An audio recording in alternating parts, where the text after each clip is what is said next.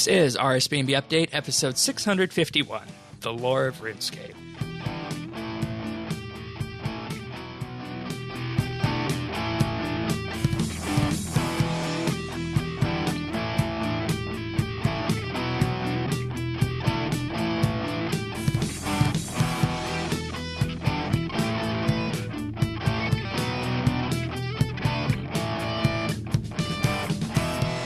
Hello, everybody, and thank you for joining us for RSBANDB Update. Merry Christmas to everyone listening to this episode, as we are only a couple days away from that if you're listening on the weekend, or it might be Christmas Eve or Christmas Day if you're listening a little bit later. But nonetheless, we have a bit of a departure from this week's regular RSBANDB Update that would have been scheduled because Jagex finished the year off with no big update 2 days before Christmas.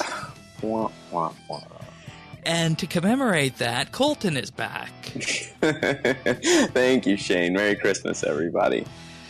You remember last year, a couple days before Christmas, it was you, myself, and Sirion, and we were discussing Sliskay's endgame.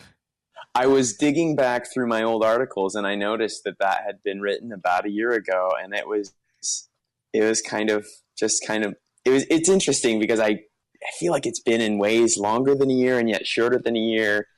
But what a quest to end that year on, and then to have what was we won't delve on it.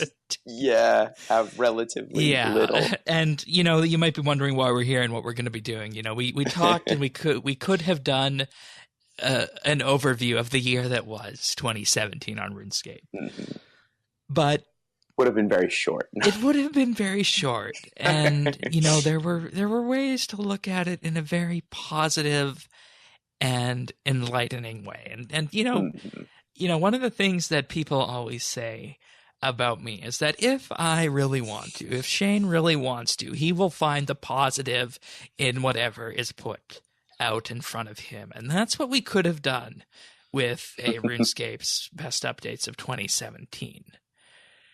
Find that silver lining. But, there's just so many things this year that we talked about that were released that, in one way or another hit the mark eventually. The best course of action would have been to just rehash the experiences and discussions we had on those episodes. And we decided, no, let's not do that. Let's do something new. Mm-hmm.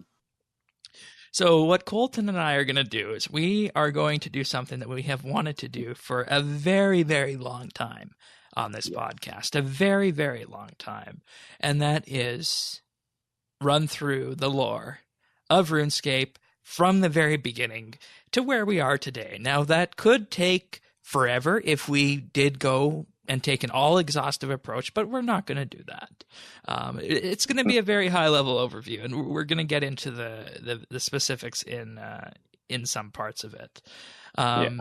But before that, I will say that if you do want a little bit of an overview of RuneScape in 2017, you can head on over to RSBANDB Informer at informer.rsbnb.com and read Tanis's great headlining article, RuneScape's Best Updates of 2017. And he goes through all of the updates, and there's some surprising ones near the top of the list that might shock you guys and surprise you guys with that.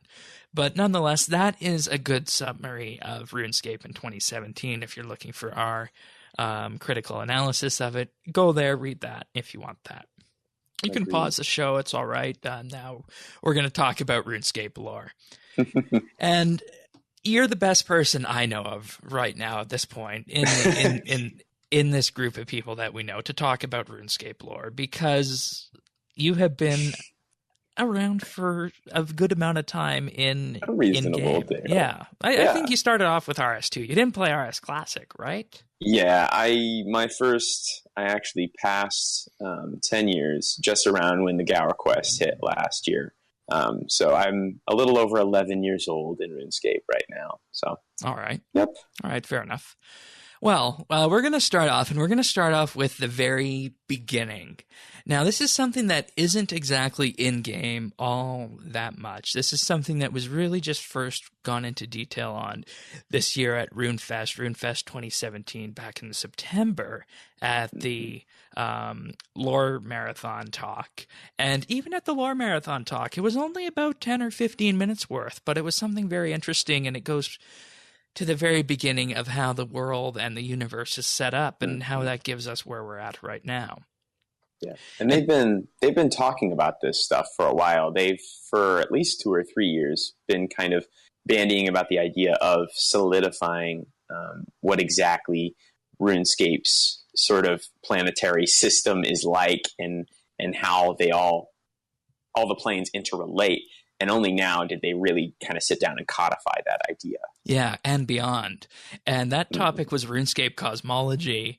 And I'm just going to go through some of the bullet points here that came from that, and then we can kind of expand that out into how this leads us to the very beginning of the first age. So one of the things that we, I think, knew before is that there have been many revisions of the universe that contains Gielinor.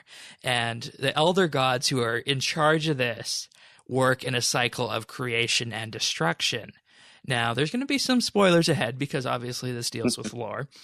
I think we first got the sense of destruction in the Elder God quest that was predating Sliske's endgame, Heart of Stone, that the Elder Gods were up to something very nefarious, and specifically nefarious in the sense of destruction.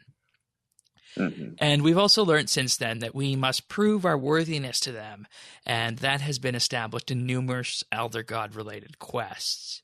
So the universe itself in RuneScape is a series of planes that contain one or more worlds and constellations, and these were all, of course, back in the day, created by the Elder Gods.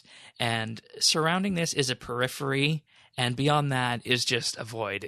They call it an infinite emptiness of the universe. So basically the universe is infinite. And in between each of these planes that, Colton, you were just talking about, is the abyss. And of course, this is the abyss we have known for a long time.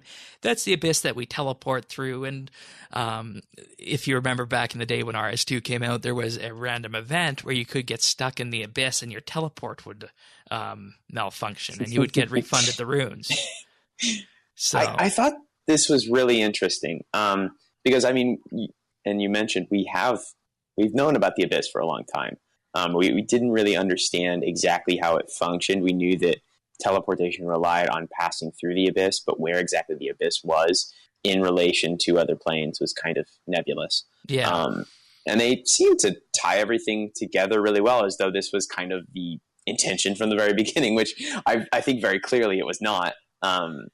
From the time that we first heard about the abyss, It didn't seem like this was even something that was in the scope of RuneScape. But they tied it together nicely, and it seemed to fit. Because the abyss, as it was illustrated, is in effect the surrounding area of a honeycomb, and the cells of the honeycomb are the planes where things exist. And of course, Gielinor is in one of these planes. So it's kind of the same idea as wormhole theory in astrophysics, where you can puncture space between two areas to cross through it and move somewhere else. If you guys were looking for an earthly explanation with that. Now, there's numerous planes. All of the various planes were created by the Elder Gods. So they started off with the lower planes, and these included worlds like Freneske, which was Gielinor of the previous revision, a balanced world. And we heard about that a lot in Fate of the Gods and Children of Ma. So, and, it's interesting to see what Freneske has become after that revision and cycle of destruction has began, because that kind of foreshadows what the early stages of destruction of Gielinor would look like if the Elder Gods were to carry through their plans for destroying the universe as it currently exists.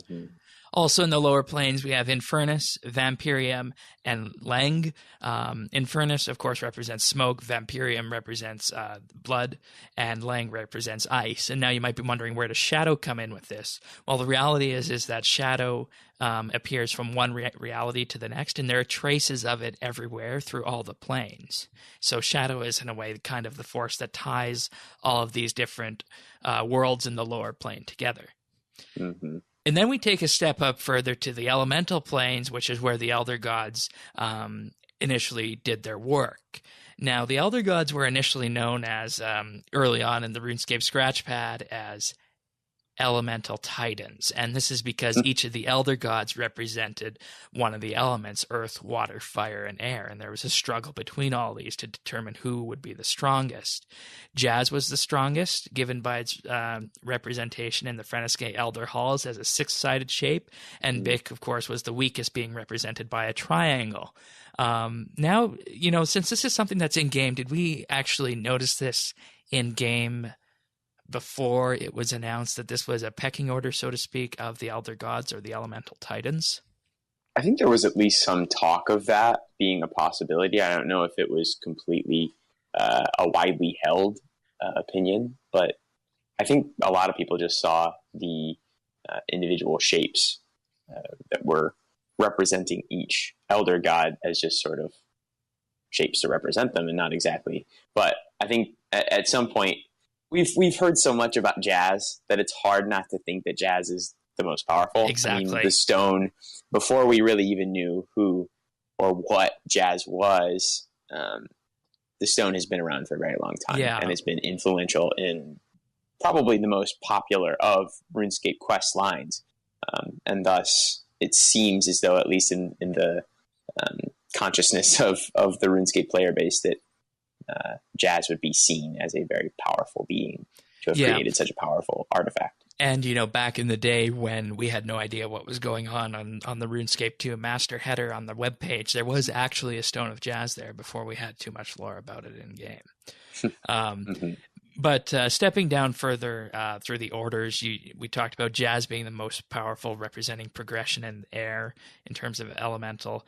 Next is Full, who represents fire and constancy. Then we have Water, represented by Wen, which is inversion.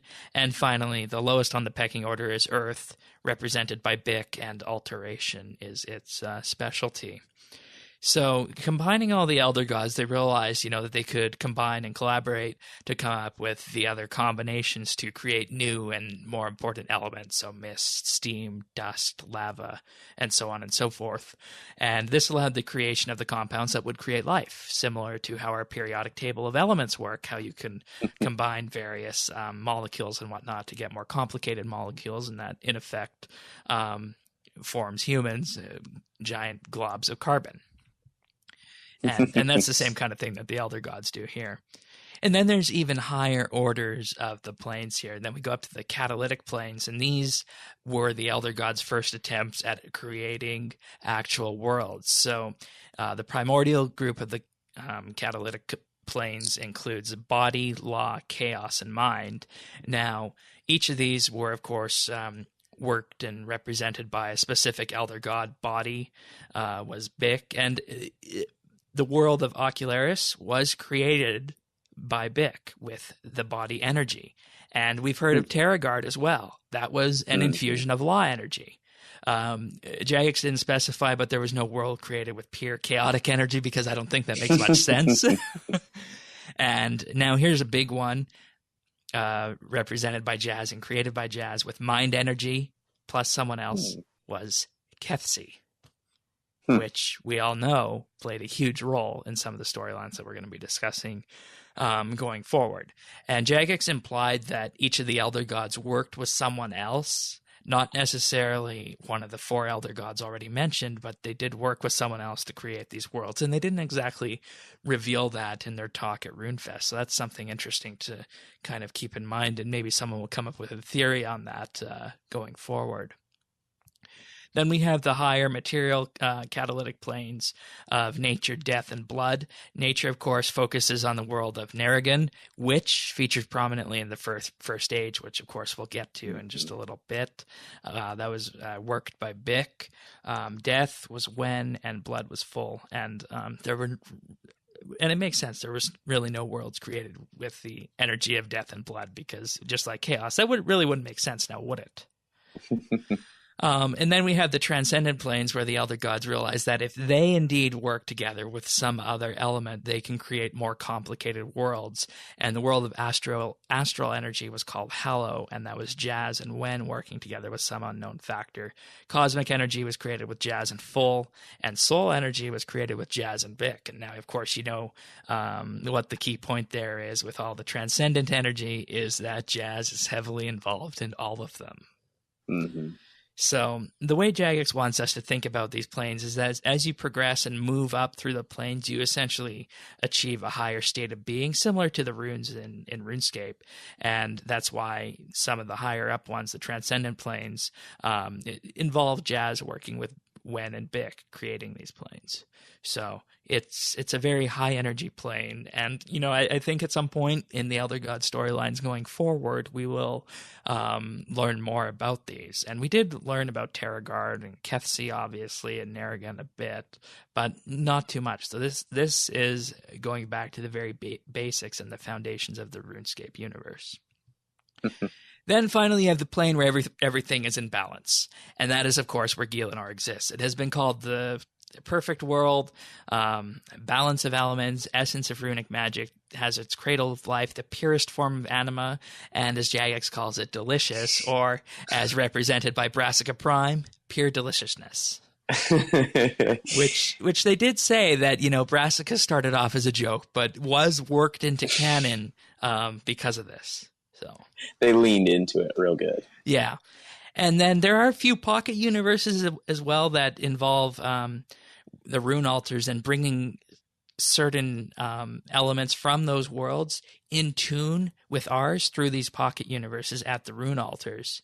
There's also the rune span, which accomplishes that, and the spirit plane from the numerous spirit plane quests as well. So that's how the universe works. And the important thing to remember is that the Elder Gods created all of this. And we know from Heart of Stone and subsequent Elder God quests that we are nearing a cycle of destruction. And eventually, at some point, all of this could be wiped away.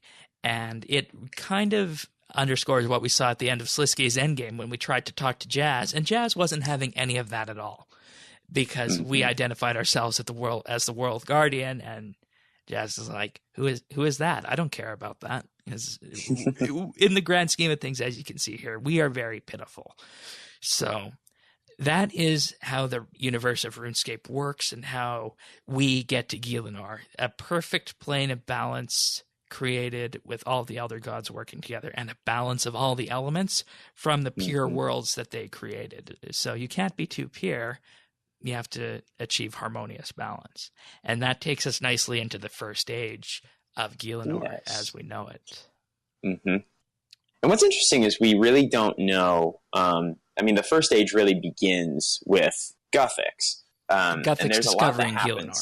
Yeah, I mean, primarily we have knowledge of things before that with Saradomin's ascendance and things like that, and happenings somewhat vague on other planes before this, but time really doesn't begin in terms of how RuneScape's ages have fallen until Guthix does ascend and find Gielinor. I mean, he ascends. I think we all have mostly heard the story, mostly through The World Wakes and lore connected to that quest especially, which revealed that his homeworld had been kind of taken over.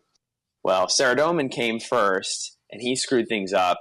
And then, oh goodness, and now I'm forgetting the name of... I'm not sure who you're going for. Skargaroth. There it is, I think. Skargaroth. Right? Right. Yes. Comes, and there's a fight between Skargaroth and Tuska. Skargaroth, I believe, falls on Guthix's house, kills his daughter, Guthix comes out, takes Skargaroth's sword, takes the remaining eyes out of Tuska, and then kills Skargaroth. And in killing Skargaroth with this sword, which I think has been called the Rift Sword before, it's an Elder artifact. Skargaroth's sword was, and he uses it to kill Skargaroth, and in doing so creates the connection that we see time and time again between a mortal being and a god being, and thus in killing him channels the energy into Guthix and he ascends. And we have to remember that this was a huge event, because he didn't ascend to, just a demigod or a mid-tier god. He went almost to the top, as high as you could go with that. Well, and it helped the fact that he was able to find for himself 3 other artifacts as well. He encountered the Staff of Armadil, the Stone of Jazz, as well as the Elder Horn. And so he, at one point, had 4 Elder artifacts. And so he was kind of loaded up, and he traveled through various planes, gradually and consistently growing more and more powerful, and eventually did happen upon Gielinor, and where he kind of saw this perfect world, decided that it would be nice to share this with some other people, and he goes back to the Elven homeworld with Saren there, and decides to bring them over, as well as some other creatures, namely humans from Terragard, and some others decide to come through via the World Gate. Guthix continues to enjoy his kind of created world here, and he decides to impart magic to the humans that have been taken over, and the other beings that have been brought to Gielinor, and he imbues the runestones to allow the Gielinorian inhabitants to access magic. This is later forgotten, which we'll get to, but soon after, as we see once again, time and time again, Guthix begins to be the item of worship, which he did was not never like. his intention. He did not like. I mean, that seems to be pretty consistent with Guthix's whole steez, is that he really didn't even want to be a god in the first place. He was just frustrated because his things were kind of sucky, and he was mad, and so he defended himself in what way he saw possible, and in doing so became an extremely powerful god, and just so happened to discover and happen upon the perfect world and brought people to it. And so to stop people worshiping him, he burrows down into the ground very deep and goes to sleep for a little while. And he's left the gate open. Yeah. A while. for a little while, for quite a while, actually, through this whole of the Second Age until the end of the Third Age. That. Yeah, that's right. Yeah, and we'll get to that. Yeah. But, and, that's how the first age ends. First, I think the first in-game evidence of this was the meeting history quest, and you told me when we were putting the show together, you said put through any quests that had to be mentioned here, and the first one that immediately jumped to mind was meeting history. Same. That quest, it just appeared so innocuous at the time, but it was a major quest in determining how the world works and what things were like in the first age, which you don't hear of all that often. Mm-hmm. And you meet human colonists who've come from Terragard, and you are introduced to the fact that runestones have been distributed and are being dispersed, and you're taught the mage. I can't remember the actual one who's been walking around and giving and kind of evangelizing for the sake of magic. But anyhow, you learn about that, and it's an early quest, but it teaches a lot. We don't know that much about the first age, but it teaches us a lot, and very early on. I was thinking when we were doing this that if Jagex ever wanted to, and they wanted to produce another video game about RuneScape, they need to set it in the first age. He's sort of trying to think like a vampire. No. Civilization, maybe? Yeah, something like that. Like, I mean, it could even have hints of the same MMO to it, but just, it's just so different considering that magic has just been discovered. Like, what would that be like? So yeah, for sure. So I guess it's fair to say then that the first age ends with people discovering magic, right?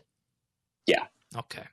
Discovering magic and Gothics falling asleep. Right. All right. So what does that give us for age 2? Age 2 kind of gradually begins after Gothics has gone to sleep, as the World Gate remains to be open. And so other gods, of course, with the World Gate open, discover And to Gielinor. be clear, They arrive. this is the same World Gate that we still use today, right? Yes, reopened by us, the World Guardian, in the 6th Age. So the gods, namely, I mean, a lot come through, but we'll kind of narrow it down to the big ones who come through and bring their followers. Oh, and just an aside, I totally forgot. Gothics tried to tell Saren to leave at the end of the First Age, and she kind of agreed, but then she basically said she didn't. She stayed with her elves because she felt it so hard. Yeah, we know what to happened leave. there. Yes. Now, did she shatter so herself at the end of the first, or was that later? No, that's when the edicts are put in place. Oh, we'll get to right, that. Okay. Yeah.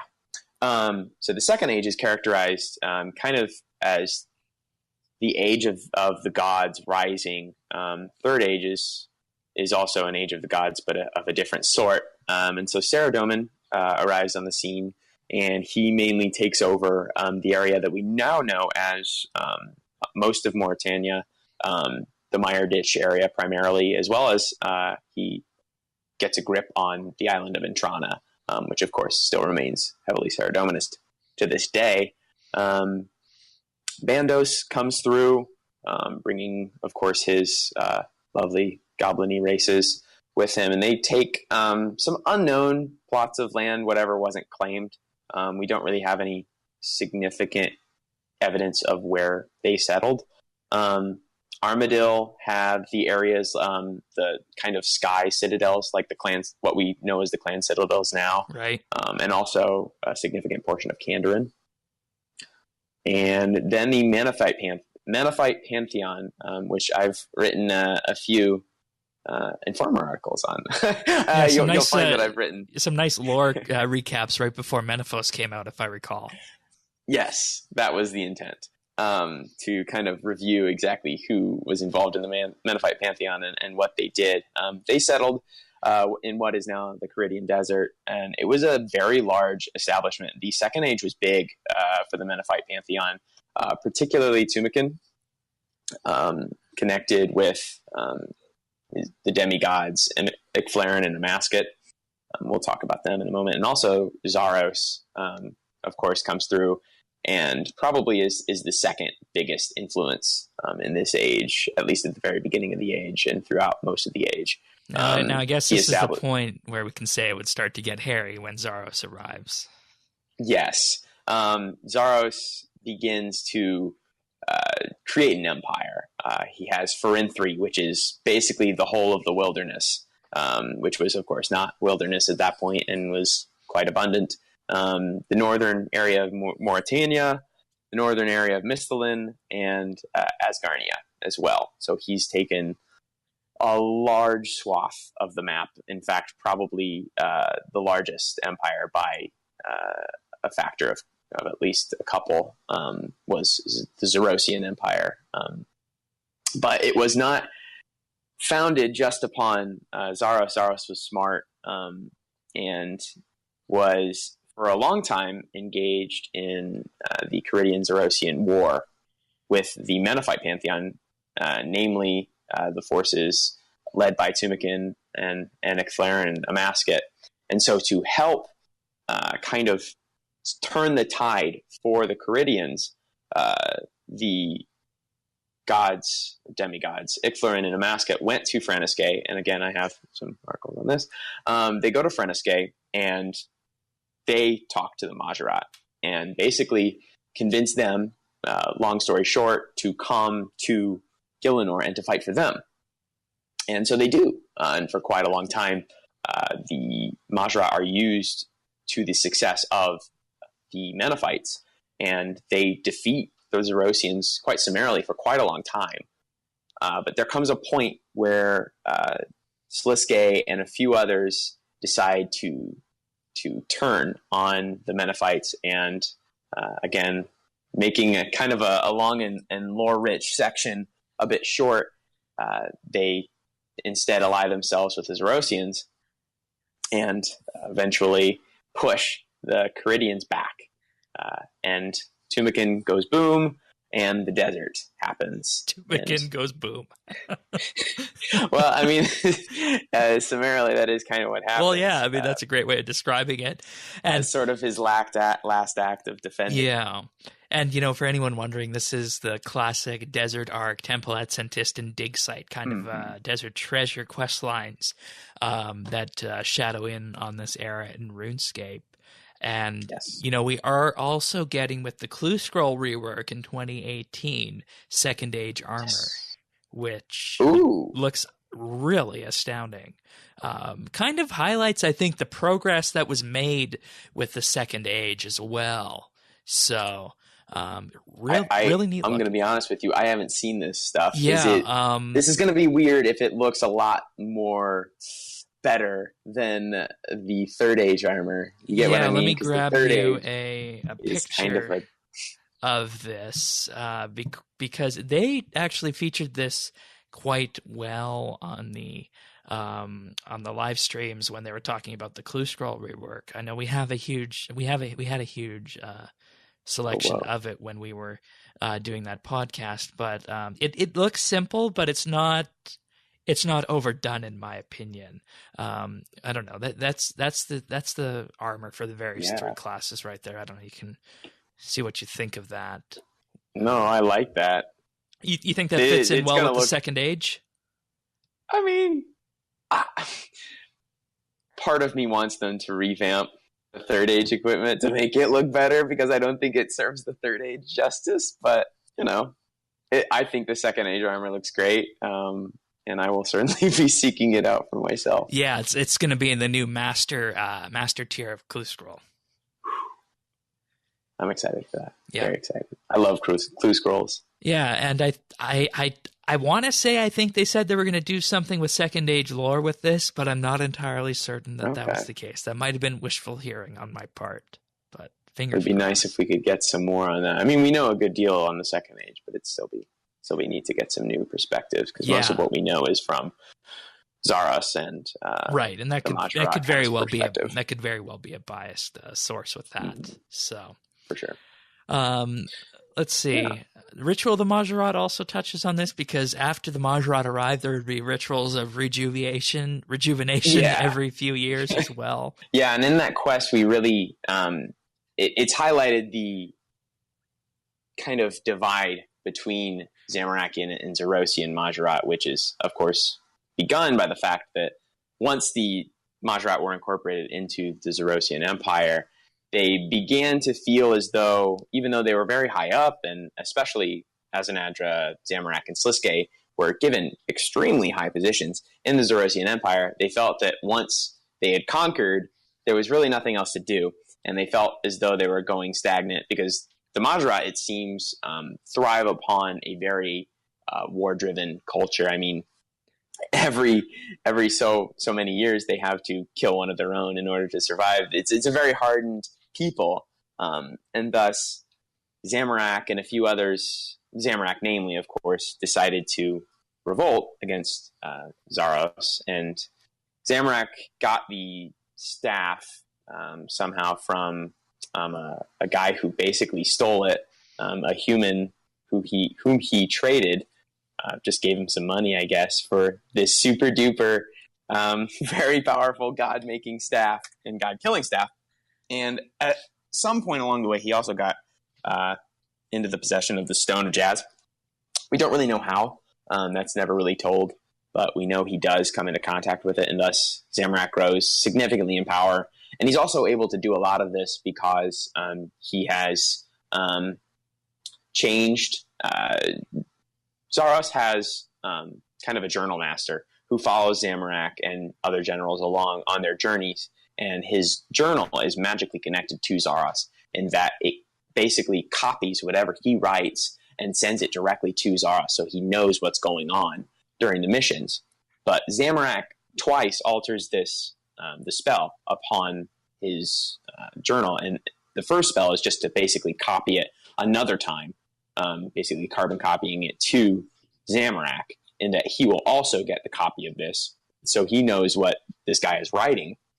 But then he also alters it again to change what it says when it is sent to Zaros, in order to kind of mask his plans and to prevent Zaros from knowing that Zamorak is planning a revolt. But anyhow, to make a long story short, he marches on Sentistan, and after a bit of a scuffle between Zaros and he, even though Zaros seems to have the upper hand after getting stabbed once, there is a connection point when Zaros and Zamorak are both stabbed by the staff by two ends. Zaros is basically impaled upon it, and in being impaled, once again, we see travel powering, passing through the staff and powering up Zamorak even more than he had been with just the stone. And after he's done this, he kind of comes back. He declares himself a god, but is cursed. But it is kind of cursed by the other gods. They don't see his ascension as not only honorable but legitimate, right? And so they banish him from the realm. And so he goes away. Zaros. And we saw part of this in a cutscene in a quest, but we didn't actually see the stab happen. Yeah, I'm trying to remember. I feel like we saw the double stab happen in Children of Ma. Yeah, I think it was Children of Ma, or it was either back. the event that preceded Children of Ma. Because before Children of Ma, the quest right before it was Fate of the Gods. Because Children of Ma was Fate of the Gods too. Right. Yeah, I'm trying to remember. I think it has to have been in Children of Ma, because they wouldn't put that in a standalone game event. Because that's the quest in which we go back with, I believe, oh crud, the Fremnik Majorat, the guy who stays neutral, Karshai. Right. Goodness, it's taking me a few seconds to get these guys' names up. But Karshai, we go through kind of his recollections of how the betrayal kind of went down, and we go through the temple and look at the signs of the revolt and all that. But yeah, so Zaros is defeated, at least seemingly. He flees his mortal body, and thus is an incorporeal form, and goes to other realms and goes around in this realm. And as he leaves, he curses those who rebelled against him, and the mortals, the humans at least for the most part, quickly die off. We see that with Gora and a few others. And so Zamorak has been banished, and that's kind of, we don't really have it's no proper ending for the Second Age, right? Yeah, there's not a clean opening or really ending for the Second Age. We just know that the Third Age really begins with the God Wars, which we'll get to here in a minute. So there's kind of a nebulous ending, but it ends around and there. I think to anyone who would have seen Zaros at the time, do you think that they assumed he was dead, or do you think they knew that he just disappeared on his own? It was a little bit of both. I mean, we see from a lot of people that most assume that he's dead, for the most part.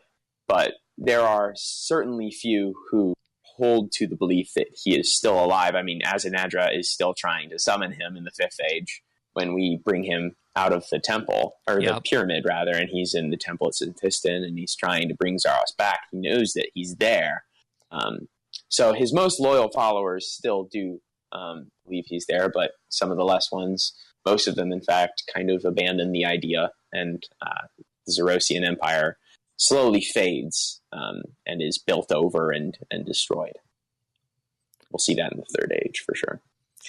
A lot of this stuff, and it's not a quest, and a lot of people hated it because of how grindy it was, and I get that. This was not 2 or 3 years ago. I want to say 3 years. Majorat Memories, absolutely amazing mini quest. It was yes, it takes forever. Up to Fate of the Gods, I think. Yes, because we had to charge up the Engrameter. Yes, that's it. Correct. Okay, so it was. So, yeah, I'd say that's around 3 years ago. But anyhow, point of the story is that the books that are gained from the memories in this mini quest are absolutely rich with lore from the Second Age primarily, because you get each Majorat's perspective on what was going on, and you learn so much about their position in the Zerosian Empire and how the betrayal occurred. Of course, we learn more as we actually go through Fate of the Gods and Children of Ma, but at that point, at least for me, that was probably like my favorite event of just being able to sit and read through like 12 books or however many it was. It was a ton of lore that was just dropped at once. Yeah, and I mean, you're right, it did feel grindy at the time, but in hindsight, that was probably one of the best lore updates they did going into a quest. I would agree. So, and I think we all have access to that at the end of the day still, if we wanted to read that off our bookshelf, right? Yeah, no, and I think if you haven't done it, of course you can still do it. It just takes access to divination, right? And the ability to go around and do that. I highly recommend it. And if you haven't actually read those, if you were kind of at that point wanting to just get it done, check it off for your comp tape or whatever, I would highly advise that you go back and just take some time to read through at least a few of them, because the info on Sliske gave us such an interesting look into Sliske before we really got a more solidified idea of his character through the endgame storyline. So it was awesome. Well, that could be a nice winter project for anyone who hasn't done that yet, though I'd imagine a good portion of the people who have done all the quests will have done that. And that was an actual quest requirement for Fate of the Gods, was it not? Really? I think it was advised, because the Engrameter helped in some ways protecting you on Frenesque. I'm pretty sure. Let's see. I don't think it was required. Maybe it was. I can't remember. I'd already done it, so it was never of too much concern. Yeah, okay. Recommended fully charged Engrameter after Majorat memories. So Gotcha. All right. So you said there's no proper closeout for the Second Age. It all comes down to opening the Third Age with something, right? Yeah.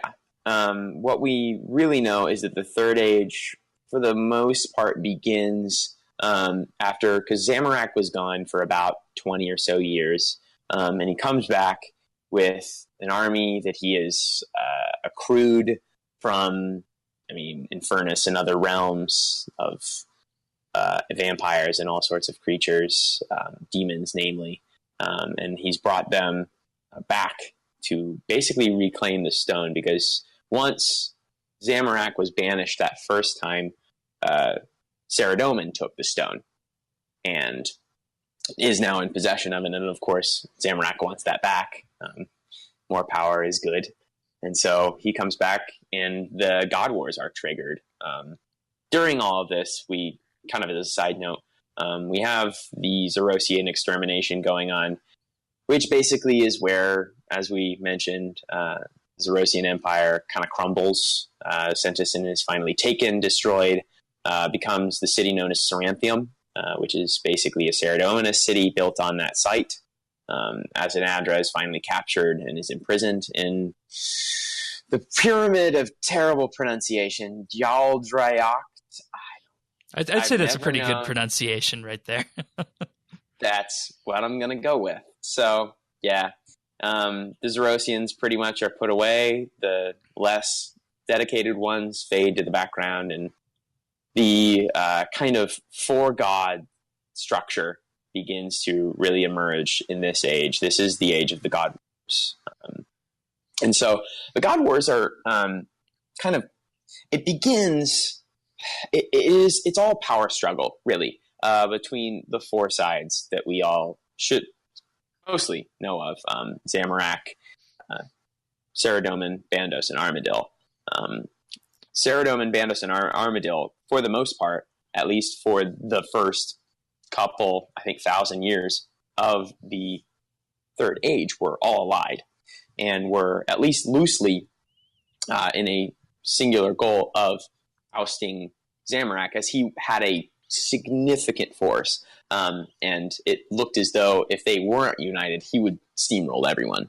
And so one of the biggest, and to kind of just highlight some big battles that occurred throughout the God Wars, very early on, we had Nex imprisoned below the temple. It was the battle for the ritual site. It was kind of the last of the Zerosians really fighting to keep what we've seen that in Ritual of the Majrat and a few other quests here. It was a very important site for not only the Zerosian Majrat, but for Majrat in general, and it was set up by Zaros here on Gielinor. And so Nex and other forces try and keep it, but eventually they are pushed back, and Nex is put into an icy prison. And on top of it is built the Temple of the Lost Ancients, which is basically left for a few thousand years until later, when the Battle of the Godsword really kicks off. That actually comes into So what is the play. Temple of the Lost Ancients today? So, where would that be? That's the God Wars. Okay. That's the God Wars dungeon. So Nex's prison in this case was the prison we know of now, with the frozen key and all that whole deal. All right. So later, much later on, we have still the alliance of Ceradomin, Bandos, and Armadil attempting to finally kill Zamorak, as Zamorak has been pushed, and it seems as though they might finally defeat him, and so they decide that they're going to forge the God Sword. Except we see this, I believe, in a cutscene at some point. I think it's during Malgothic Sleeps. Maybe it's not. Anyhow, that Armadil, the Aviantes are tasked with transporting the forged God Sword over to the front so that Ceradomin can kill Zamorak with the God Sword.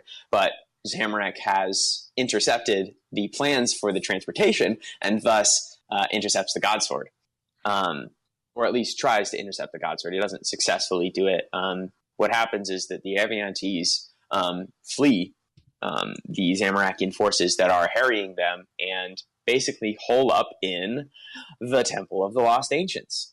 And Ceradominist and Bandosian forces end up joining them, and it initially is a concerted effort against the Zamorakian forces to not only get the God Sword, but to kill Zamorak. But eventually the tensions rise to a point where the tripartite alliance dissolves, and it just basically becomes an all-out battle for the God Sword and to kill each other. So and that's, of course, kind of we see the minions, of course, still fighting down there in the God Wars dungeon. And yes, and we see that because, well, at some point, Nex is freed by Sliske, actually, and then she's re-imprisoned. But then later, I believe toward the end of the Third Age, guy named by the name of Magus Aeternum actually casts a very strong spell of freezing on the Temple of Lost Ancients, the God Wars dungeon, and thus they are kind of frozen in this state of perpetual battle for all eternity to be rediscovered in the Fifth Age. So, and all during, just to kind of go back, there are a few other really big storylines throughout the quote-unquote God Wars. Even though when we think God Wars, we think the Temple of the Lost Ancients, there's more going on. I mean, the Temple of the Lost Ancients really was only the end of it, primarily, and the beginning of it. But throughout the entire time, the Caridian Desert is being harried by both Zamorakian and Ceradominist forces. They're mostly going for resources. But this does a huge number. Not only did the Menethite people get hit pretty hard when the Majorat turned and ended up, obviously, having Tumikin had to basically blow himself up. But now this fighting for their land really, really hurts their ability to grow. I mean, it was one of the earliest and largest human settlements, and it is being slowly kind of sucked dry, in a sense. And then in also some ways during that makes sense, because that is the Canadian desert dry. So Mhm. it's a good, Well, yeah, it's a good way of and getting it across from Jagex's point of view. yeah, for sure. And we don't really even see these people until obviously the sixth age. But and then another big one is the fall of Hollow Vale, which is that initially Icene controlled Saradominist area. Hollow Vale with With the can't even remember vampires? the capital's name. Well, it becomes vampires. Yeah, Lord Drakon and his host of vampires eventually take over and push the Icene out. It's capped off when King Acertes is captured, taken captive, and Queen Eferate, has to surrender. And eventually this leads to most of Mauritania becoming Mauritania and being overcome by vampire forces, Zamorakian forces. So Yeah, that's what happens with that. See, this isn't something people normally link. They don't normally link Mireditch and the Hollow Vale area and Mauritania, all of that, to the Third Age and the God Wars. Mm-hmm. And it was one of the I think it was in the middle of that quest line that we actually learned that it was Icene territory beforehand, and that was a huge revelation at the time, because we didn't know exactly what was going on there in the very beginning when we were building out the storylines. Oh, for sure. I mean, what we saw from the very beginning of RuneScape is just this really dirty, dark area that seems like it's never had any light in it, and yet we learned that it was previously heavily Saradominist and ruled by, at least in many people's opinions, one of the neatest races that there are. Even if you don't like Saradomin, the Icene are pretty cool, and it just seems strange to imagine this being a Saradominist stronghold at one point, and then we learn that it's been overtaken. And this, of course, leads to the very smartly named Mauritania campaign. It's the Barrows brothers. The six of them are given skills. These are Westerners, I believe, from across the South, and they want to take back what was theirs. They're Saradominus. And so Sliske gives the brothers their armor and their weapons, and basically gives them the strength to make it all the way to not just Mireditch, but to Castle Draken? Yeah, Castle Draken and the area surrounding it. The name of which escapes me. Sangesti region, I guess, is what it used to be. Sanguinesti. That's what we see on the map now, but I don't know if it would have been called that back in the day. Darkmire. All right. Yes, I don't know why I didn't write that name down. Yeah, they make it all the way to the walls of Darkmire, but then at that point, Sliske decides, you know what, you've fought long enough, and now you're going to die, and you're going to serve me, because you are now my whites. And so they've made it, and the campaign was actually going very well. The Saradominists were destroying a lot of Drakon's forces. It was heavy losses for Drakon, up until the Barrows brothers were killed and made whites, right at the walls of Darkmire. And so the campaign ultimately failed. Why would Sliske do such a thing? Because he likes to screw with stuff, and he got some very powerful and very neat brothers, the Super Barrio brothers, to do his bidding. I don't know. He just likes to do stuff. And just think of the alternate history that could have happened if they had been allowed to continue fighting there. Well, and what's interesting is when he does bring them into subjugation, Sliske alludes to the idea that they will rise in service of his god, which at least in that context makes it seem as though he's talking about Zaros when he returns, because he's talking about when his god returns. Right, and we did see a bit of that in Kindred Spirits. Yeah, but a lot of, Sliske dies, spoiler alerts, before he's not really a Zarosian.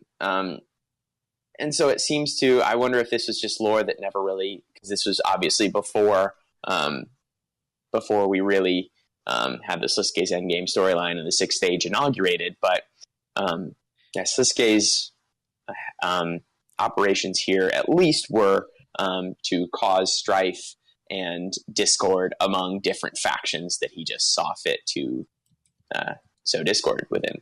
So kind of toward to finish off the age, really, although the forces keep pushing one way and the other, Zamorak is eventually cornered in Farinthri, which is still all green and pretty, as it was when it was under Zerosian control. That's something I would like to see. Oh, I mean, we kind of see a little bit of it. We have a cutscene. It's actually a really neat cutscene. I believe it's in Dishonor Among Thieves, where we actually see Zamorak in this exact situation, where he is cornered by the 3 gods, and he's just kind of back against the wall. I have to have a look at that then, because I know I have the playthrough somewhere, so I don't remember that one. All right. Yeah, it's located in what will be the wilderness, and he basically, as a last-ditch attempt, kind of like Tumikin does, except he doesn't destroy himself, he uses the stone to basically cause another big boom and absolutely desecrates the wilderness, or Farinthri, to make it the wilderness. It's ashen, and such destruction causes a shift in the Force. We're also led to believe in the Force. Are we in Star Wars now? In the balance, I don't know. I'm not a big Star Wars fan, but good. In the balance of things, I guess it were more appropriately, because Guthix reawakes. We're also told that there are some druids, a group of 4, that are doing some sort of ritual to attempt to wake him up, which either that works or the destruction of the Farinthri wakes him up. Something causes Guthix to reawake. Well, there were fairly destructive events before. I don't know if it would be if it would be just the destruction of 4 and 3 that would do it. Nothing on the level of taking basically a quarter of the map and turning it to complete ash. I mean, given the destruction of the desert with what become the desert with Tumikin shattering himself, that's debatable. So regardless, Guthix ends up awake again, first time since the end of the First Age, and sees all that's been done, and decides to put down a big old sword in what is now the Wilderness Volcano. It's the Edicts of Guthix, and all the other gods are banished from the realm, and so Guardians of Guthix are implemented and everything like that, and everyone else has to leave. And the one that really had trouble leaving at the very beginning in the First Age and still has trouble leaving now decides that she will shatter herself into many, many little bitty pieces. And so Saren is shattered at the end of the Third Age. And thus, Guthix goes back to sleep. And thus ends the Third Age. And leaves all the minions and all the people on Gielinor to clean up the mess that the gods have made. Yes. Yeah, there's a big mess that, I mean, the Fourth Age we get to is characterized by the Age of the Mortals, because it's basically, at least for 1,000 years of it, mortals kind of recovering from the destruction that was wrought by the God Wars, because it tore up settlements. And basically what had happened is that most humans who were not allied with certain factions abandoned the practice of creating large established settlements, because they would just be destroyed. And so it kind of descended into sort of a barbarian tribal warfare type structure. And it took a while for societies and cities to really be built again. And we will see that in the Fourth Age, though. All right, so I'd say that's a pretty good recap of the Third Age, and based on what we've seen in the past, the Third Age so far has been the most action packed with everyone around. And, it seems that that is the one point in RS history that everyone would choose as, a major inflection point as to when everything changed, aside from what, could be a very destructive 6 age too, but probably not. So of the first ages, for sure, the third age was one of the biggest that we really learned about first, because the God Wars being introduced in 2007 introduced a lot of, I don't know if it was, again, intended to be the explanation of so much lore, but it was a central kind of figure in the third age and became the explanation for much of that. And, as much as the third age governs the lore of RuneScape and the changes that were made, when explaining the third age in lore, Jagex has done a really good job of taking the game from what is just a game to something that has a true level of understanding and reason behind it, and a path from the very beginning to where we are now, which is something you don't see in a lot of game worlds. Yeah, for sure. So, all right, fourth age, what do we got? Well, at the very beginning, the poor little gnomes who have been hiding underground because of the God Wars and all the destruction that has been wrought, they come up, and of course, everything they made has been destroyed, much like just about everybody else. And so they eventually come to plant the Grand Tree, and the Grand Tree seedlings become what they are, and we get to see the beginning of the gnome society as we know it today. And this is just for the fourth age. We're just going to kind of run through because the elves or all the different races kind of do their own thing. And this isn't necessarily sequential, but it kind of is just what came to my mind. Dragonkin eventually in the fourth age really come onto the scene, and we see Robert the Strong push them back. Will eventually be Bob the Cat, as we learn in the Tale for Two Cats, or a Tale of Two Cats. It's a great quest. Yes, it is. It is a great quest, and something. And once again, here's a thing that could have just been a stray cat wandering RuneScape, named after the cat that was by the Jagex offices, turned into a central lore figure. Yep.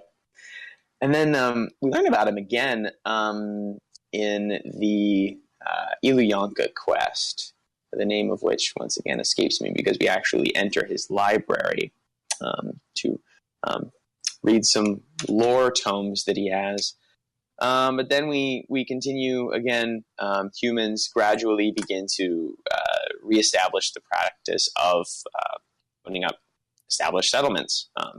Avaraka, well, Falador is actually the first one to be built, but it is implied, at least at some point, that it is torn down and then rebuilt, kind of in the middle of the fourth age.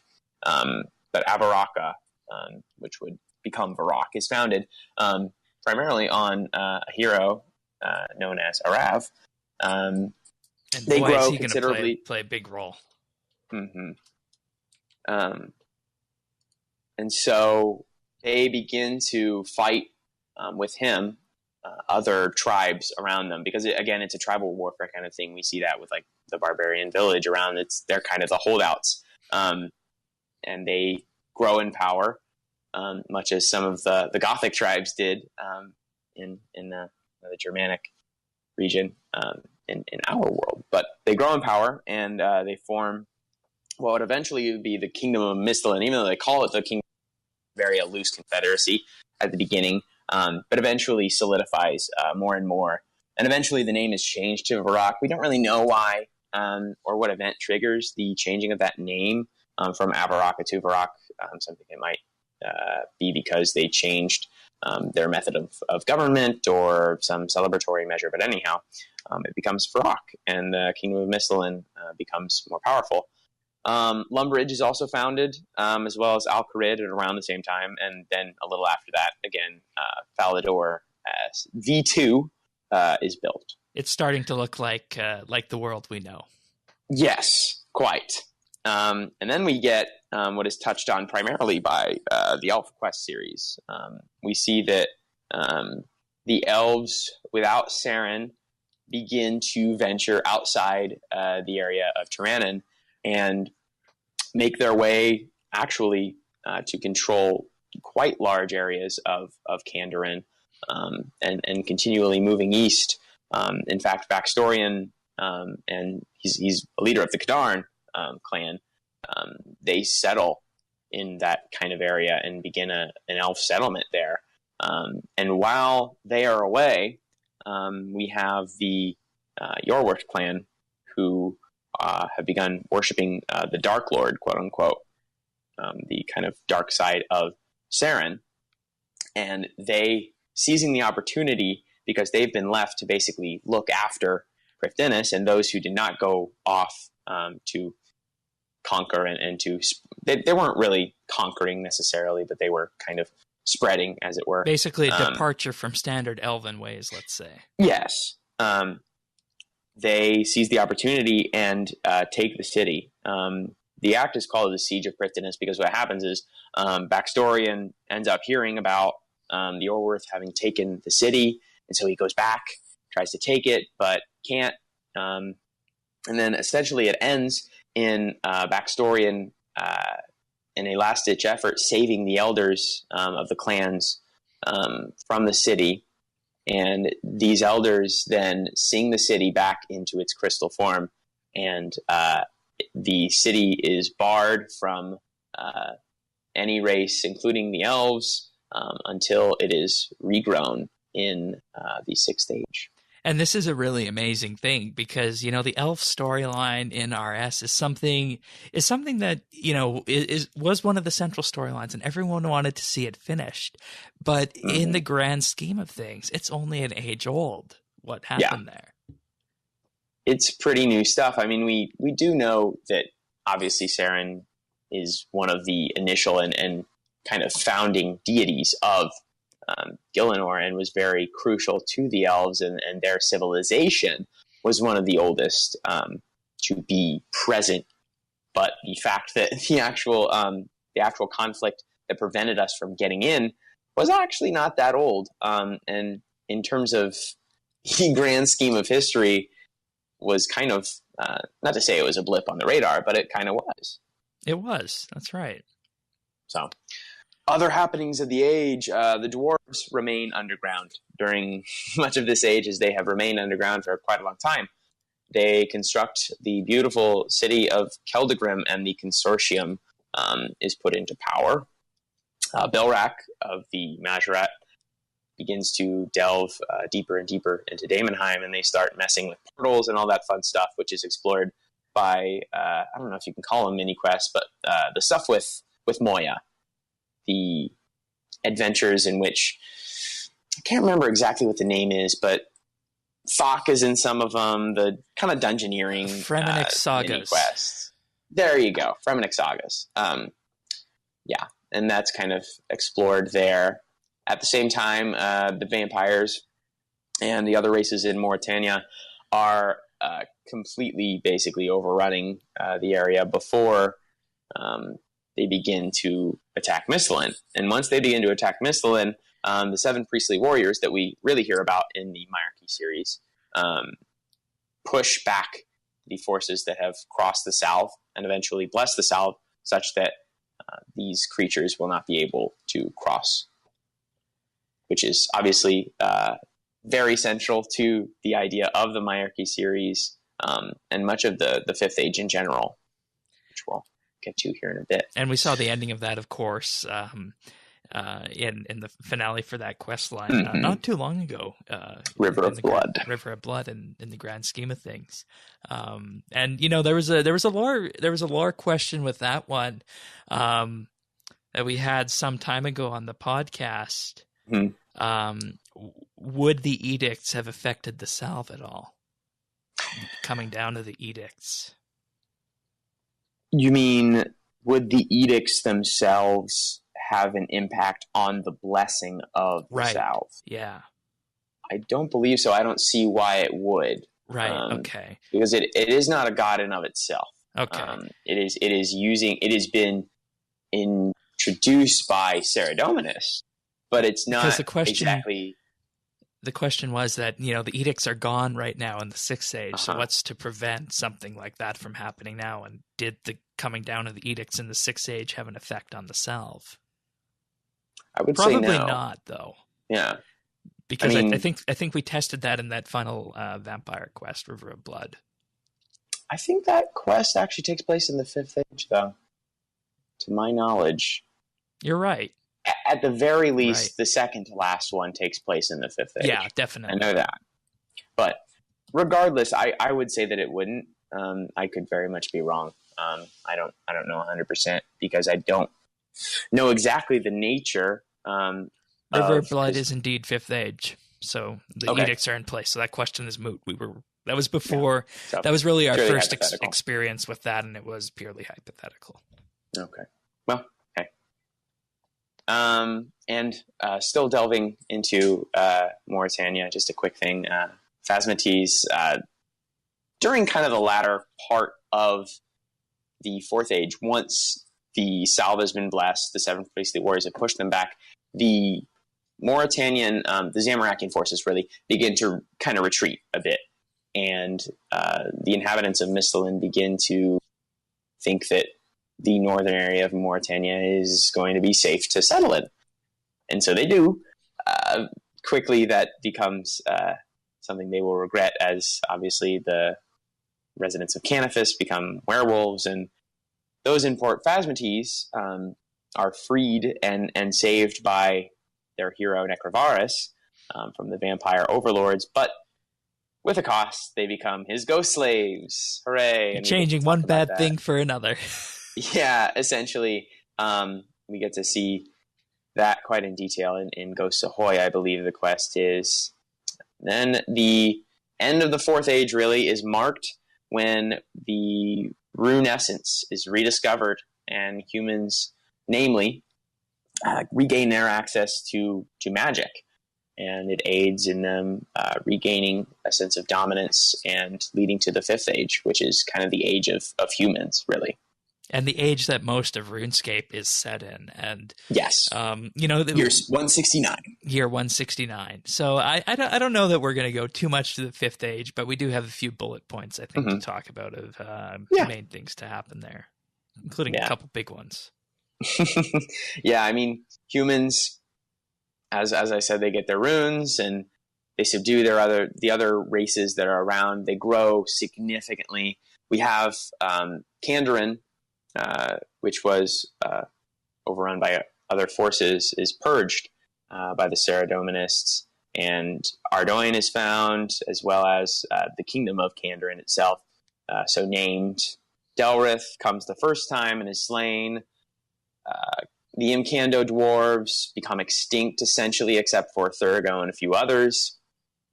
Big thing is the schism in the first Wizard's Tower between the Zamorakians and the rest of the orders causes the burning of the first Wizard's Tower. It's originally blamed on the Zamorakians, and we think it's all the Zamorakians, but the quest we get with Ariane kind of shed a different light upon that and show us that it's really kind of everybody's fault. Once it's rebuilt, the Zamorakians are banished from study at the Wizard's Tower. And this was also kind of forced into RuneScape lore at a later date, because when RS2 first came out, we basically just had Rune Mysteries, but this actual quest providing the background on the Wizard's Tower didn't arrive until something like 2015, I want to say. Mm-hmm. Well, when we got the proper rework of the Wizard's Tower, and with it came some new lore kind of thing. It was, but hey, something that happened. On a silly note, King Arthur arrives in RuneScape from Britain, and he might return, but he's given a mansion, and I've not to go too much into my own opinions. I've never liked that King Arthur is in RuneScape. And see, they are having major discussions about retconning that with the rework of Sears Village and that surrounding area, and replacing it with a more thematic quest. And this is coming from a person who is absolutely in love with Arthurian lore and loves the legend itself. I just don't think it fits. They brought it in at a time where they didn't really quite have an idea fully of the lore that they wanted for the world that they were creating, and thus I understand why it was introduced. But I think it's due for a retcon. I don't think it's wrong to take it away. Yeah, it's not major, and it doesn't go anywhere except. the standard spellbook for chivalry and piety do come from a quest following that, so That's true. that'll need That's to be true. worked in. But that's minor. Is It's it? minor in the grand Yeah. scheme of things. In Ardoin, we have the split because King Ulthus dies, and then Tyrus and Lathis split the two into West and East Ardoin. Elvarg is awoken in the volcano on Crandor by Crandorians. I don't know how many people were able to live on Crandor, given how small it is, but he's awoken, and they are summarily attacked, and the island pretty much destroyed. The three wizards with the map, Melzar and the other two, basically take off and split the map between the three, and thus we have the setup for Dragon Slayer. And probably the biggest thing, we have the White Knights, Temple Knights, and Kintra doing their whole thing. Draken is eventually killed, but one of the biggest happenings of the Fifth Age is Lucian's story. And Lucian stealing the Staff of Armadil and gaining access to the stone with the help of Mavario. And this sets up quests like While Gothic Sleeps, Ritual of the Majrat, arguably the most influential. And in my opinion, these quests cause such a shift, a tonal shift in how quests were to be done with RuneScape and how lore was to be dealt with. Not only was lore something to be, and quests were to be something that were silly and were fun, which I totally love. I've written about that ad nauseum, that I am all for lighthearted quests, but they shifted to a point where lore was really taken seriously, and there were some epic storylines that began to be written. And in my opinion, While Gothic Sleeps, I would argue the Desert Treasure was probably the beginning of that, but the culmination of which being While Gothic Sleeps and Ritual of the Majrat. Absolutely. Couldn't agree more with you there. And, we even talked about this a number of weeks ago back in November on the podcast, for those of you guys listening back then. There was the Abbey Road competition and, talking about what people's favorite RuneScape music tracks are. And I personally don't think there's anything more iconic than Temple Desecrated. I was just about to say that. Temple Desecrated. And then I would... if I had to go with a second, I do Memories of Gothics, just because, in my opinion, that was also an extremely influential quest, whether that's for good or ill, in the opinions of many.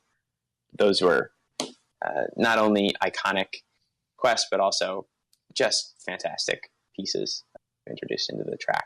I couldn't agree with you more. And, it's also, speaking of prominent figures, Lucian has to be the biggest of the Fifth Age, probably.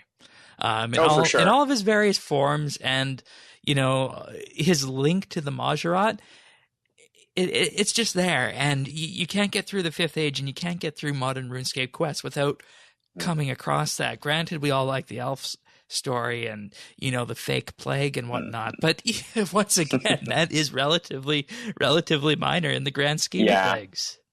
Because in reality, the actions of Lucian are what spark the Sixth Age beginning, because Lucian stealing the staff and being killed by the Dragon King. The staff was stolen in... Which quest was the staff? Temple of Ikov. Temple of Ikov, there we go. I wanted to say there was an intermediate one between Ikov and While Gothic Sleeps, but I can't remember that far back. Yeah, I think it's Ikov. We'll go with Temple of Ikov. If I'm wrong, someone will correct us. Mostly from my head here, and my memory. So he finds the stone and all that, and he's killed at the ritual, and then the Dragonkin take. That's such an iconic scene. Not only is the Lucian killing all of the lovely people. Hazelmere being named one of them in While Gothic Sleeps. In the wilderness, yes, in While Gothic Sleeps. But then the Dragonkin in Ritual of the Majrat stabbing Lucian when they think they're going to when he's going to ascend or something of that nature. It's another iconic scene. But soon after, even though the dragon can have it, Sasuke is able to use the Shadow Realm to kind of trick the Dragonkin and steal the staff for himself. And of course, this eventually leads to The World Wakes, where Sliske lures the unsuspecting adventurer into a series of caverns in order to uncover where Guthix was sleeping and eventually to kill him with that stolen staff of Armadil. Yeah, thus ending the Fifth Age. And at this point, when we were doing that quest, I think there was a question, is Jagex jumping the shark with this quest line? Is this too much? I think it didn't necessarily go as absurd as it could have gone. So I think in regards to that was good. But at the same time, I know there's lots of questions out there about people about if the whole arc that we've seen so far was worth it. Yeah. In the Sixth Age. There's a part in me that wants to say it was unwise and that it shouldn't have been done and that we should have remained in the Fifth Age and just kind of stayed there. But in reality, I feel like it was the natural progression of things because what more was there to be done without... I think that what we loved about While Guthix Sleeps and Ritual of the Majrat, what made those quests so exciting was not only the adventure and the mechanics that were involved in it, but the story about the gods and these creatures. Because that was our first taste of it. Yes, they were tempting and kind of playing with these powers of a god. And it was this thing that we've never really seen before. And it kind of just, in my opinion, it naturally led to the situation where Sliske killed Guthix and the gods were brought back to RuneScape.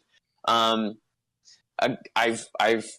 discussed before how there have been some questionable choices with the Sliske storyline, and while I don't think it was handled perfectly, because it kind of got to a point where they had to do either kind of a Deus Ex kind of situation, or which in reality they did because the Elder Gods eventually stepped in. Yeah. But And now I really don't know where they will go from there. But I have an answer for you. I have an answer for you. You do. I am very interested in hearing that, Ben. Okay, so we're in the Sixth Age now, and we'll talk about the ramifications of that in particular. But there was a lore Q&A actually not too long ago about this earlier in the week, and they said that the idea behind the Sixth Age and killing Guthix was to kick the world into a stage where the gods would be back on the forefront and the players would have involvement of that with world events. But they had two unforeseen side effects of this. One, they had anticipated Zamorak winning World Event 1. So that really? So that changed the storyline and progression that they wanted for the to bad go boy. with. They anticipated Zamorak was going to win, and they had that mapped out where they wanted to go. So they had to change things up a bit for when Saradomin won. Then the second unforeseen side effect was actually with the with the second world event, believe it or not. They felt too many people were unfairly against Zamorak or Bandos in that event because he was just seen as the war god, and they felt that Bandos' side.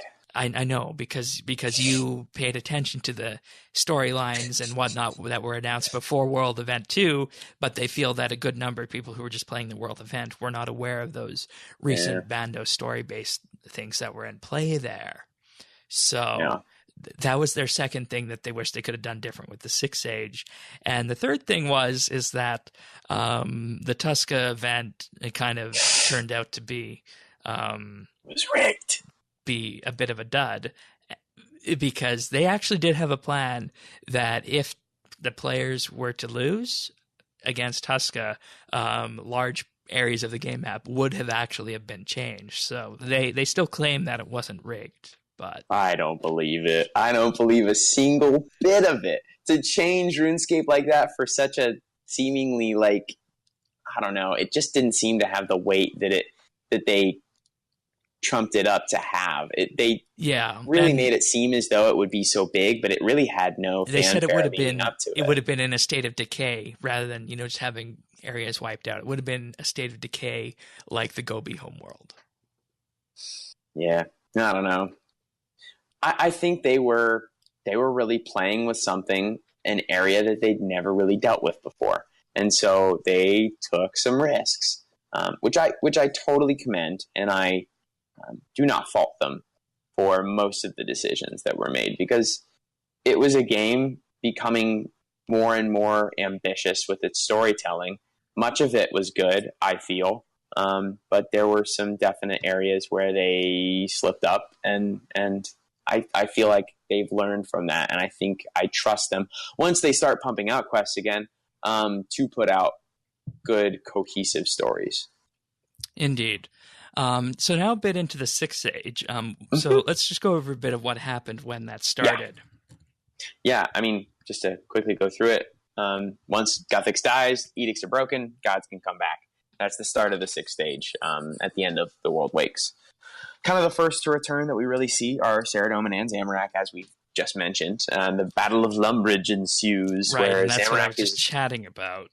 yes, is defeated, and he is demoted to a Tier 4 god. And then, of course, as we were speaking about World Event 2, Armadil and Bandos are put against one another. Bandos is killed. Not just defeated, he is completely killed.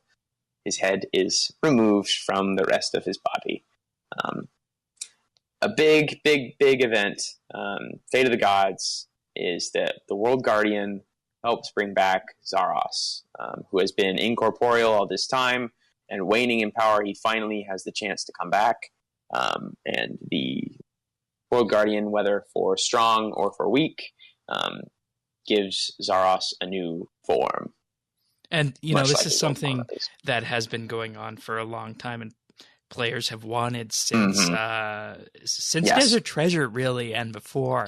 It wasn't known what Zaros would be, and I think everyone was a little bit surprised in the actual form that was taken. Yes. Azanadra and his whole storyline really leads up to this. And Temple at Santistan, and you were talking about Desert Treasure, Dig Site, all those quests really lead up to the return of Zaros in the Sixth Age with the help of the Adventurer. And I absolutely love that quest still, because the world that they created with Frennis Grey, even though it wasn't a huge world, it was still, at least I felt, relatively interactive, and there was an element of danger, and I just absolutely love the quest. But in other news, Prifddinas was sung back into existence after the Dark Lord was finally defeated once again by the World Guardian. V comes back, a god hailed by the Fremennik peoples, and is unceremoniously slaughtered by the Dragonkin, and what we thought would be a Fremennik quest. We thought that was a Fremennik quest, but it's a Dragonkin quest. Yeah, that was one area where I thought they kind of put foot in mouth, but oh well, they tried. Black Knights with the Falador event attempt and fail to take Falador rather. We find the old tutorial island and explore it, understand its curse, I guess, which again was kind of a frustrating quest. We won't delve into that. And then Sliskay, kind of the pinnacle of thus far the Sixth Age, pits all the gods against one another with his scoreboard and his quote-unquote grand ascension. And in the end, Stone is destroyed, Sliskay is killed, and we are introduced to the waking up elder gods. Now, the thing that is something that I think could have been perhaps done a little bit better with this, and I spoke about this when it was time on the actual episode and when it was out in game, the scoreboard was there. It was updated, but nothing really came from that. And maybe something will come from that when we get replayability of Sliskay's endgame, but we haven't got that yet. That, as far as we know, is still in the QA phase. It was a passion project for Mod Raven. So yeah, and this is Sliskay's storyline is where I felt like it started off so promisingly. Missing Presumed Death is in, if not the top 5, top 10 of my all-time quests out of the 213, I think, or however many, because it's just so well done, graphically, story-wise, everything. They set up the story so beautifully, and it just kind of fizzled. in my opinion. I think they rushed it. The attempt to complete the storyline in a timely fashion prevented it from really evolving and developing any sense of weight. Yeah. Which is one thing that the Elf quest line did probably too much of. Right. So and it's finding that balance. There's a level of bias also here that could be the case because Endgame itself was a long quest. It was it had lots of review and the episode that made us pull our hair out 2 days before Christmas last year. Yeah. There were issues with the quest. We wanted to read the lore, but we were kicked out by anomalies or whatever was attacking us in the maze. And you get to the end of that quest, and we're all asking ourselves these questions. Yeah. Why did this ending just happen? What decisions did I make to have the final race in this quest being a race between me and Armadale for the stone? Is that who you had? Yes, that's who I had, and I had no way of possibly defeating him. It was because, I don't want to get into it. It was a frustrating end. And that is something we'll be able to get clarity of when the replayability of Endgame comes out, because we will be able to modify the decisions that we made along the way. Soon, TM. Soon. Yeah, I'm actually thinking of doing a reunion episode on when that update comes out. That wouldn't be something I'd be opposed to. Because there's just so many unanswered questions with that. Yeah, and a lot of loose threads from that. Right, and that's exactly where we're hanging right now. And this also goes back to the Q&A from this week, because they said, what's next? And they said, we want to go with the Elder God storyline, but we want to have a bit of a break on the amount of epic quests that we're bringing you. We want to take that number down, because I think last year, every quest was a storyline ender, so to speak, if I recall correctly, in 2016, not 2017. And they want to get back to the more bottle quest type quest with, that kind of mid to short to mid long length, kind of like we had with the Evil Dave quest. That's what they want to get back to. And trust me, I love those quests. Oh yeah, definitely, because that is what made every storyline up until we said that you practically got to Gothic Sleeps. So, and that makes sense, I guess. Yeah. But let me ask this, not to dive too deep into a rabbit hole here. Because we asked this question of Sliske, and the scale was even smaller. Even though it seemed very large, it was very large. What is the result of, what will be the end game of the Elder Gods questline, and where do you go after that's over? Right, and that's the big question. For me, you can go nowhere but down. Yes. That's the thing. We've continually escalated and escalated and escalated and escalated, and it was fun on the ride up. But is it going to be fun coming back down once we eventually have to? Because we have determined that our goal is to prevent the Elder Gods from destroying the world and the universe that was created. Unless it's just some eternal struggle that we are eternally locked in, I just don't see much of a way around. Just kind of another kind of, it's over. This would have been a great question to ask at RuneFest this year in the lore Q&A. Yeah, well, I was a bit indisposed. Yeah, I'm going to send this one along next year to people who are there if they're doing a lore Q&A, because that's a very key point. Where do you go after you're dealing with the Elder Gods who create the matter of the universe? Yeah, it seems like you can go nowhere else but down.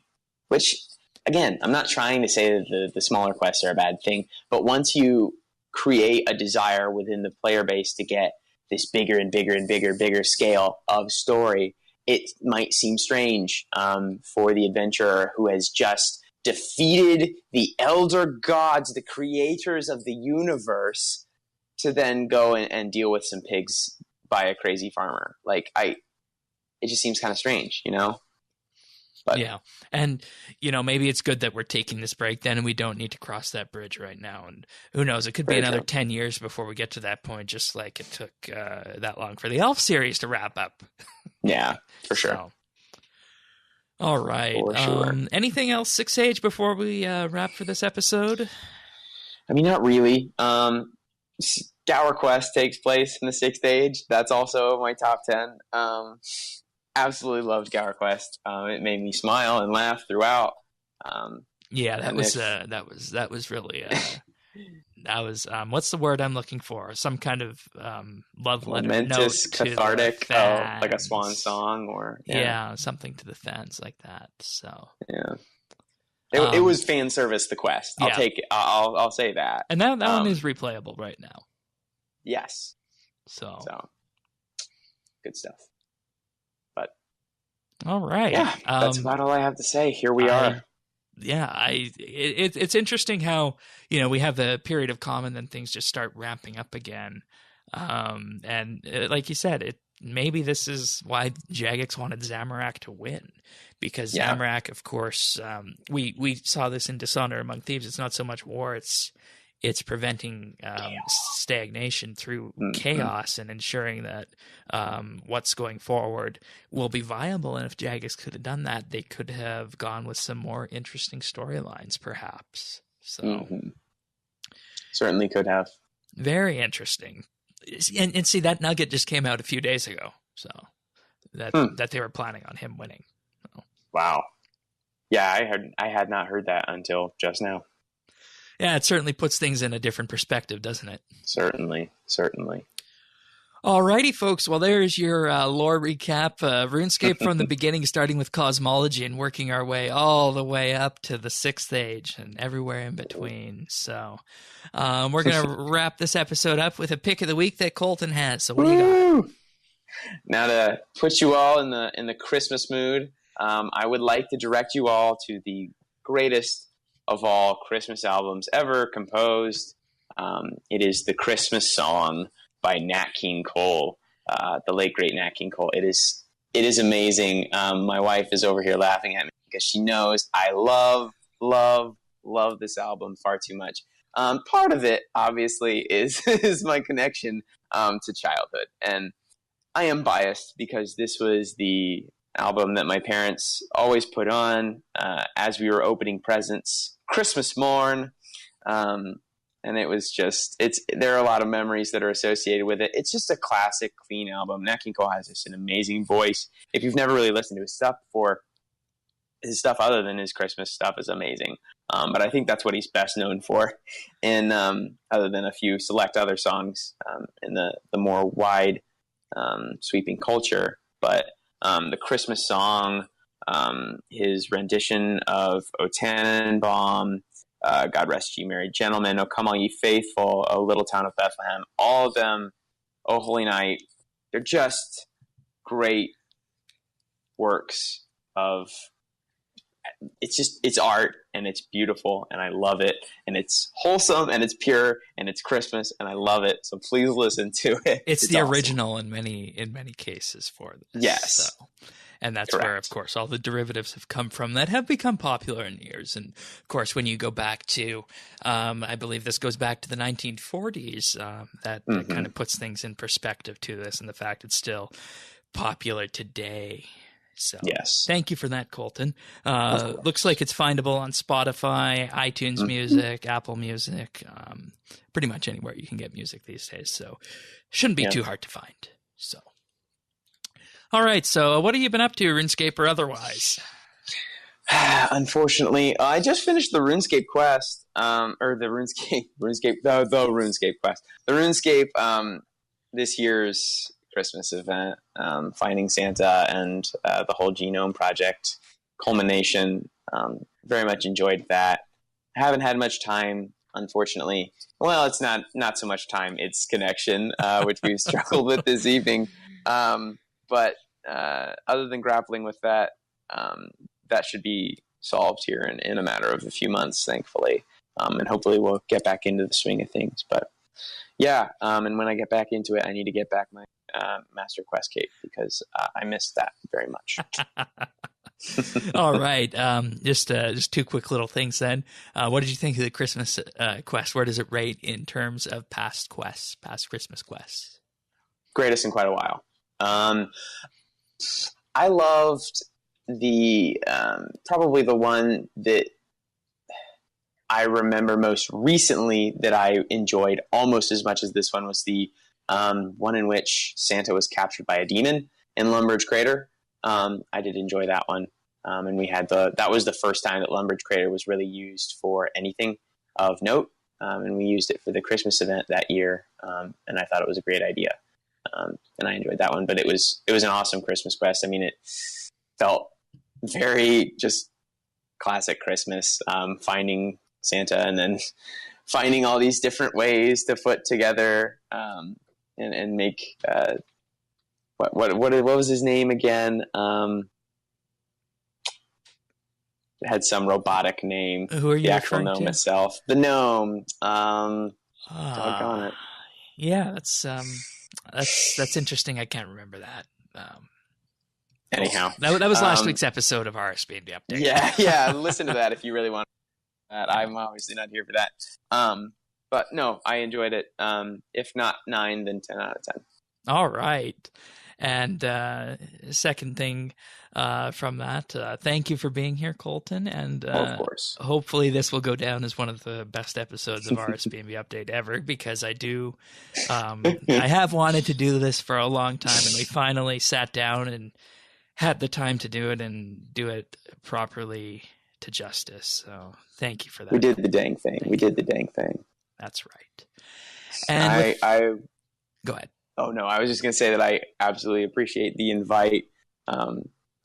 Even dealing with my somewhat tenuous connection, it was great to be back on. It's been too long. Indeed, it has. Just a bit of an update from myself. It's only been a few days since I spoke from the podcasting sense, because we're doing this very early in the week. But I spent a bit of time on the weekend, a couple hours on the weekend doing Livid Farm. Don't tell anyone that. I hate that activity, but it was Livid Farm weekend, so I did it. I did a bit of it, and it wasn't too bad. They have that, believe it or not. They have the cost on all the spells. Huh. Yeah. Okay. So I'll have to look into that maybe. I'm not see, the thing is that the only reason I would really do those is to get the comp cape, and I don't want the comp cape unless they make it a master quest requirement. Yeah. And that's a whole other topic for itself we've been having throughout the year. But anyways. Yeah.